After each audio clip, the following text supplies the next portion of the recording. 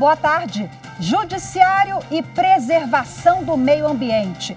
Em Mato Grosso, o Tribunal de Justiça desenvolve o projeto Verde Novo. A iniciativa é para incentivar a população a plantar árvores e assim contribuir com a preservação da natureza e ajudar na redução das temperaturas altíssimas do estado. Você vai ver essa e outras iniciativas de lá do tribunal. Bom, esse é apenas um dos destaques do dia. Tem mais, confira.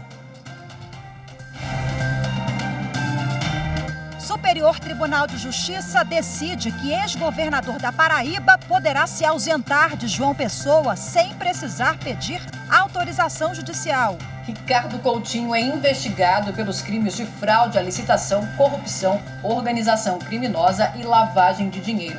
Todos apurados na Operação Calvário. Plenário do STF. Ministros devem julgar hoje a legalidade do compartilhamento de dados dos cidadãos entre órgãos da administração federal. E ainda, Tribunal Superior Eleitoral nas redes sociais. A corte está no Quai, plataforma de criação e compartilhamento de vídeos curtos.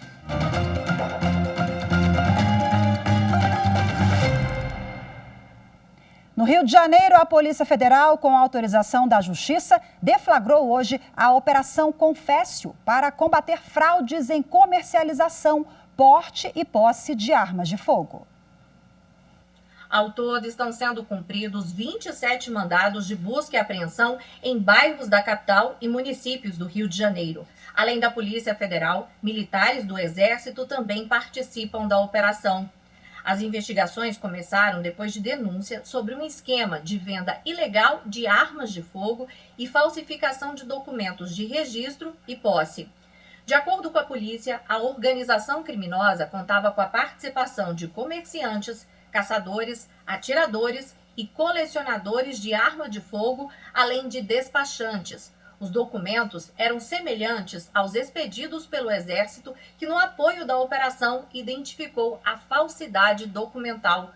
Os investigados vão responder pelos crimes de falsificação de documento público federal, uso de documento falso, comércio ilegal de arma de fogo e porte ilegal de armamento de uso restrito. As penas podem chegar até 12 anos de prisão. O ex-governador da Paraíba poderá se ausentar de João Pessoa sem precisar pedir autorização judicial. O pedido da defesa foi acolhido pela 6ª Turma do Superior Tribunal de Justiça. A decisão do colegiado substituiu a medida cautelar que proibia o ex-governador Ricardo Coutinho de se ausentar da comarca de João Pessoa sem autorização judicial específica. No Superior Tribunal de Justiça, a defesa do político pediu para que ele pudesse se afastar por até 7 dias sem a necessidade dessa autorização, alegando que a participação em atividades político-profissionais fora da capital é fundamental para a subsistência dele. Ricardo Coutinho é investigado pelos crimes de fraude à licitação, corrupção, organização criminosa e lavagem de dinheiro, todos apurados na Operação Calvário. A defesa requeriu a extensão dos efeitos do habeas corpus concedido pelo colegiado a outro investigado da mesma operação, no qual a proibição de se ausentar da comarca foi flexibilizada para que ele pudesse exercer mais livremente o trabalho de advogado. O relator no STJ, ministro Sebastião Reis Júnior, explicou que, segundo o Código de Processo Penal, no caso de concurso de agentes, a decisão do recurso interposto por um dos réus pode ser aproveitada pelos outros se não estiver baseada em motivos de caráter exclusivamente pessoal. Além disso, o fundamento da 6ª Turma para conceder parcialmente o habeas corpus ao outro investigado foi a preservação da atividade profissional, da mesma forma como alega a defesa do político. O ministro observou ainda que o relator do processo no Tribunal de Justiça da Paraíba poderá fixar novas medidas cautelares por fatos supervenientes, desde que de forma fundamentada. Daqui a pouco tem sessão plenária no plenário do Supremo Tribunal Federal, aqui do STF. Os ministros devem julgar hoje a legalidade do compartilhamento de dados dos cidadãos entre órgãos da administração federal. Os ministros vão analisar 2 ações contra um decreto presidencial de 2019. As ações foram apresentadas pelo Conselho Federal da Ordem dos Advogados do Brasil e pelo Partido Socialista Brasileiro contra o decreto que cria o Cadastro Base do Cidadão e o Comitê Central de Governança de Dados. Segundo a Ordem dos Advogados do Brasil, a ferramenta pode ser usada como vigilância do Estado, que terá acesso a informações pessoais, familiares e trabalhistas, além de registros biométricos dos brasileiros. Segundo a OAB, a norma viola os direitos fundamentais da privacidade e da proteção de dados. No pedido, a Ordem dos Advogados do Brasil ainda lembrou que a norma contraria a decisão do STF, que suspendeu uma medida provisória que permitia o compartilhamento de dados de usuários de telefonia móvel com o IBGE. Na outra ação, o Partido Socialista Brasileiro pede para suspender acordo entre a Agência Brasileira de Inteligência e o SERPRO para compartilhar dados de mais de 76 milhões de brasileiros que possuem carteira nacional de habilitação. O acordo foi feito com base no decreto de compartilhamento de dados. E entre as informações que podem ser divididas estão a de filiação, endereço, telefone e até foto. Segundo o PSB, essa troca de dados entre a ABIN e o SERPRO não encontra respaldo no decreto e viola também a autodeterminação informativa e a dignidade da pessoa humana.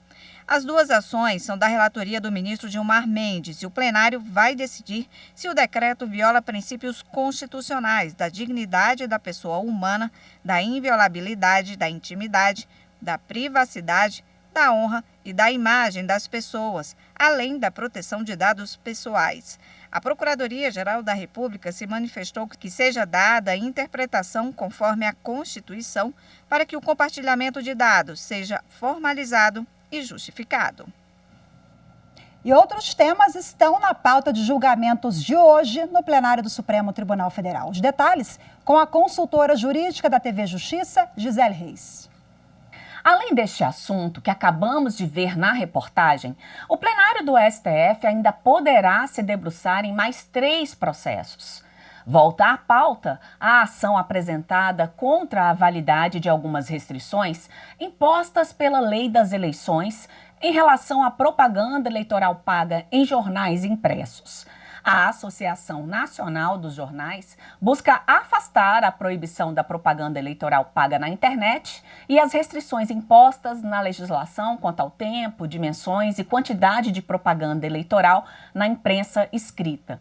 Consta também um recurso apresentado pelo governador do Piauí, Wellington Dias. Ele quer que o STF julgue a ação que pretende afastar decisões judiciais que reconheceram o direito adquirido de servidores públicos estaduais à forma de cálculo do adicional por tempo de serviço, extinto desde 2003 pela Lei Complementar Estadual número 33. A relatora é a ministra Carmen Lúcia. Tem ainda o recurso em que os ministros irão analisar se os jurados, nos julgamentos pelo Tribunal do Júri, podem absolver o réu por motivos como clemência, piedade ou compaixão, mesmo quando essa decisão possa ser considerada contrária à prova dos autos. Outra discussão que envolve este caso é até que ponto o Tribunal de Justiça pode reformar a decisão dos jurados, considerada soberana pela Constituição Federal. E senadores da extinta CPI da pandemia se reuniram ontem à noite com o presidente do Supremo Tribunal Federal, ministro Luiz Fux. Eles foram pedir a adoção de medidas que possam acelerar o prosseguimento das investigações. Os senadores questionaram a atuação da Procuradoria-Geral da República e afirmaram que o Ministério Público tem demorado a adotar medidas contra os acusados pela CPI.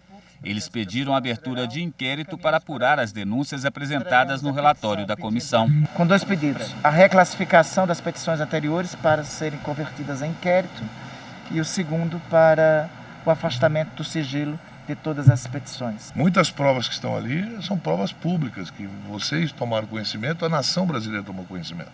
O presidente do STF, ministro Luiz Fux, disse que vai analisar os pedidos. Ele explicou que é preciso verificar se há procedimento possível por parte da presidência ou se cabe apenas a ação dos ministros que atuam como relatores dos casos denunciados pela comissão. E você vai ver a seguir, em Mato Grosso, o Judiciário retoma as atividades de plantio e distribuição de mudas de árvores. A ideia é incentivar a população a plantar e assim colaborar com o meio ambiente. Os detalhes você confere já já.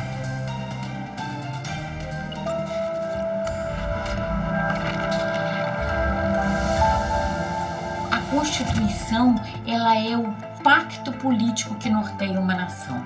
Nela estão contidos os fatores reais de poder, que são as forças políticas que estão naquele arranjo. Essa é uma formulação de um autor chamado Ferdinando de Lassalle, e isso demonstra pra gente a necessidade de que a gente defenda e garanta aquilo que está escrito na Constituição, não só como lei maior, mas como resultado do nosso arranjo político institucional.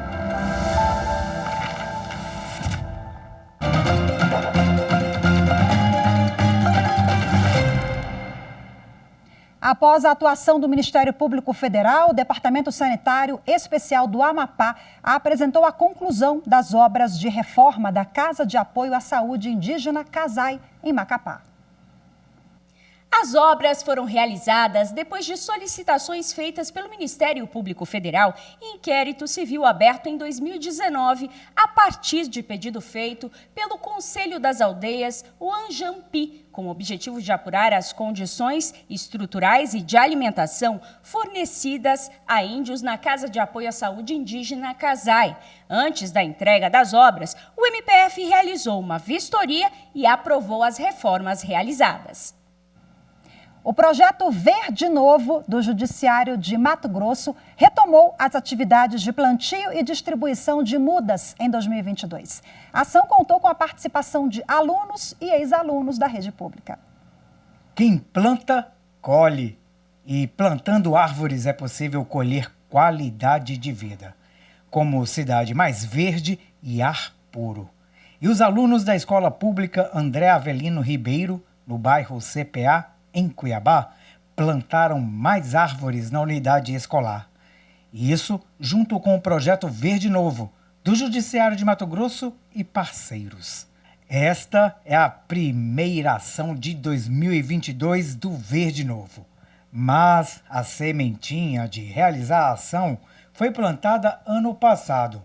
As ex-alunas Rayane e Natália participaram de todo o processo, que levará resultado para a atual e futuras gerações. O projeto começou quando a gente estava no 3º ano do ensino médio e já era para ter começado. Só que como não teve tempo, a gente quis também deixar o legado para os alunos que iam vir, arborizar a escola, estar num ambiente melhor. Quando vocês veem, mostram que tem essa responsabilidade verde, essa responsabilidade ambiental, tem essa preocupação com a sociedade, é muito importante. Tem um poema que diz mais ou menos assim: uma pessoa precisa ter um filho, escrever um livro e plantar uma árvore.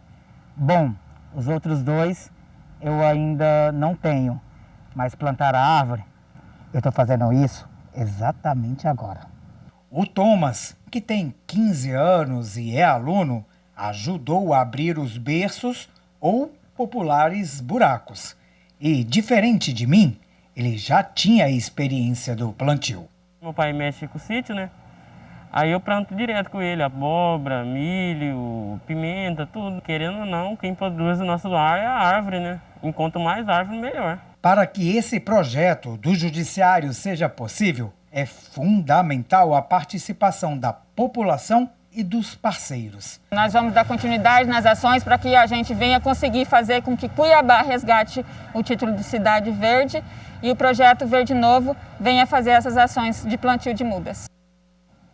Para a gente detalhar um pouquinho mais sobre esse projeto potente, eu converso agora com o assessor do Juizado Volante Ambiental de Cuiabá, Dr. Sérgio Savioli. Olá, seja muito bem-vindo, boa tarde. Boa tarde, obrigado. Muito obrigado pela oportunidade também de vir aqui expor o Projeto Verde Novo.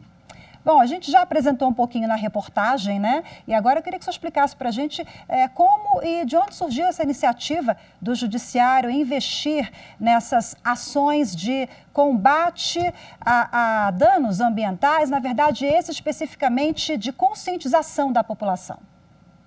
Isso. Bom, o plano de plantar árvores ou de distribuir mudas de árvores, na verdade, foi uma ideia que surgiu dentro do Juizado Volante Ambiental de Cuiabá. O Juizado Volante Ambiental de Cuiabá é o primeiro juízo especializado em direito ambiental do país, mas essa ideia, nós pensamos em não guardar isso apenas ali para uma iniciativa pequena, levamos isso ao conhecimento do Poder Judiciário do Estado de Mato Grosso e se tornou um projeto do Tribunal de Justiça do Estado de Mato Grosso, que é desenvolvido hoje em parceria com o poder público e também com a iniciativa privada. Mas o fato do Poder Judiciário tomar frente de ações com esse respaldo, na verdade, tem uma justificativa no próprio artigo 225 da Constituição Federal, né, que impõe ao poder público e à coletividade essa tarefa de defender e de preservar o meio ambiente. E o poder público, além do legislativo e do executivo, também é composto pelo Poder Judiciário, então é isso que legitima o Tribunal de Justiça a desenvolver projetos como esse. Mas é preciso dizer que não se trata apenas de um poder fazer, mas sim também de um dever de agir. Na via de regra, o Poder Judiciário, quando ele atua nas causas ambientais, acontece no conhecimento de uma ação judicializada em que o dano já aconteceu. E o Projeto Verde Novo é uma forma que nós temos de trabalhar de forma preventiva no combate ao dano, de uma forma que a gente possa, eventualmente, conscientizar as pessoas sobre a necessidade da manutenção do espaço urbano, arborizado, e evitar danos futuros. E como é que tem sido a receptividade? Nós vimos ali na reportagem, né, estudantes, a comunidade, todos bastante animados, né, com essa possibilidade, muitos plantando árvore ali pela primeira vez, outros que já participaram de ações, com base no seu contato direto ali com a comunidade, eles estão gostando, estão engajados? O Projeto Verde Novo ele é sempre muito bem-vindo em todas as instituições que a gente já teve o prazer de comparecer. A gente costuma dizer que é transformador. Quando a gente tem a oportunidade de conversar a respeito sobre os serviços ambientais que são prestados pelas árvores, e as pessoas compreendem a necessidade da arborização urbana e conseguem ir para uma oficina de plantio do Projeto Verde Novo, ao você ensinar a fazer o plantio e distribuir uma muda para aquela pessoa, você sente que aquilo é transformador. Isso muda a realidade da escola, obviamente vai mudar a realidade de uma família e, consequentemente, de um bairro, de uma cidade inteira. Eu costumo dizer que o Projeto Verde Novo ele tem 3 máximas. A gente educa para conscientizar, a gente planta para dar o exemplo e nós distribuímos para dar a oportunidade das pessoas de fazerem o mesmo, de zelar pelo meio ambiente. Até hoje, quantas mudas em média foram plantadas? O senhor tem esse dado? Interessante também que essas mudas parece que são mudas nativas do Cerrado e que o tribunal também conta com toda uma orientação técnica, né, em relação à especificidade da plantação ali. Sim, o que acontece? Nós temos hoje uma equipe técnica que tem esse olhar, uma engenheira florestal que comparece ao local, avalia o espaço em que vai ser feito o plantio, e aí a gente verifica qual tipo de muda que pode ser plantada naqueles locais. Via de regra, as mudas são todas nativas aqui do Cerrado. Existe aqui em Cuiabá, particularmente, um decreto-lei que também orienta as espécies que podem ser plantadas em vias públicas, praças, parques e também em outros espaços. Embora esse decreto oriente 80% de mudas nativas e 20% de mudas exóticas, o projeto especificamente só trabalha com mudas nativas, porque a gente privilegia o meio ambiente que nós temos aqui. De qualquer forma, essa equipe, ao comparecer no local, faz o estudo da área para poder fazer o levantamento, saber quais são as espécies apropriadas. E nós já visitamos até hoje mais de 80 escolas públicas, né, nessa tarefa de conscientização ambiental. Desde 2017, quando o projeto iniciou, já foram realizadas mais de 469 ações de educação ambiental, plantio ou distribuição. Já alcançamos mais de 145 mil mudas entre plantadas e distribuídas. Nossa. E das unidades de ensino básico que nós temos aqui no município, das 162, 132 já foram visitadas, possuem um projeto de arborização que está em execução desde 2017. Maravilha, parabéns pelo projeto de vocês. Eu sei que o Judiciário, o TJ, tem outras iniciativas ambientais, né? Tantas outras nós focamos nesse projeto, mas tem muita coisa. A gente fala numa próxima oportunidade, Sérgio. Muito obrigada pela entrevista mais uma vez. Boa tarde. Muito obrigado pela oportunidade. Uma boa tarde. E você vai ver no próximo bloco, Tribunal Superior Eleitoral nas redes sociais. A corte está no Quai, uma plataforma de criação e compartilhamento de vídeos curtos. Os detalhes você confere daqui a pouquinho, eu volto já.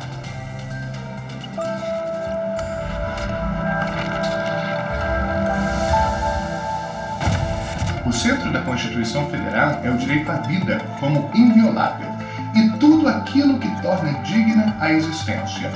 A segurança, as normas do trabalho, a economia justa, a proteção das nossas crianças e adolescentes, o amparo às nossas famílias, a saúde e muito mais. Por isso, quanto mais a Constituição for conhecida e cumprida, mais perto nós estaremos da nação próspera em que todos nós sonhamos viver.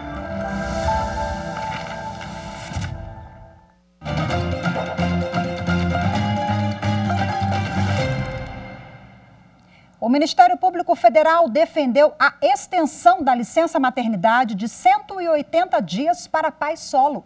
Atualmente, os pais podem ter, no máximo, 20 dias de licença.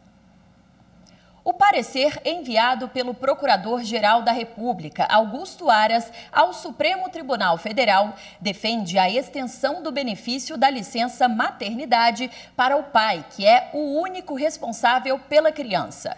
O tema está em debate no STF, que analisa um recurso do Instituto Nacional do Seguro Social, o INSS, contra a concessão do benefício a um servidor público, pai de crianças gêmeas que foram geradas por fertilização in vitro e barriga de aluguel. Entre outros pontos, Aras ressaltou que o critério para a concessão da licença vai além do fator biológico da gravidez e que o benefício assiste à família e é, sobretudo, um direito da criança. A sexta turma do Tribunal Superior do Trabalho determinou que o Serviço Social do Comércio, o SESC, indenize uma professora que teve a carteira de trabalho retida além do prazo legal de 10 dias. A decisão segue a jurisprudência do TST. A professora do ensino fundamental alegou que, em razão da homologação tardia do termo de rescisão pelo SESC e do atraso da baixa do contrato de trabalho, não pôde concorrer à chamada de professores para contratos temporários, realizada pela Prefeitura de Chapecó, em Santa Catarina. Conforme a CLT, os documentos que comprovem a comunicação da extinção contratual e o pagamento dos valores de rescisão deverão ser entregues ao empregado em até 10 dias, contados a partir do término do contrato. Mas o empregador só cumpriu essa obrigação 16 dias depois. O Tribunal Regional do Trabalho da 12ª Região deferiu o pagamento de multa pelo atraso da entrega da carteira de trabalho, mas negou o pagamento de reparação por dano moral. Para o TRT, a empregada poderia ter ajuizado ação cautelar, postulando a devolução do documento. O relator do recurso de revista da professora na sexta turma do TST, ministro Augusto César, disse que não há dúvidas de que a carteira de trabalho foi devolvida fora do prazo legal.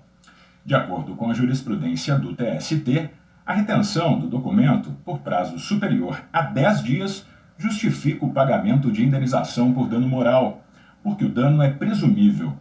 O ministro relatou que basta a demonstração da conduta ilícita praticada pelo empregador, o que efetivamente ocorreu. A decisão foi unânime. Agora é oficial. O Tribunal Superior Eleitoral está no Quai, uma plataforma de criação e compartilhamento de vídeos curtos. O perfil do TSE na rede já tem mais de 300 mil seguidores. Na sessão plenária de hoje de manhã, o ministro Edson Fachin, presidente em exercício do TSE, fez o lançamento do perfil na plataforma.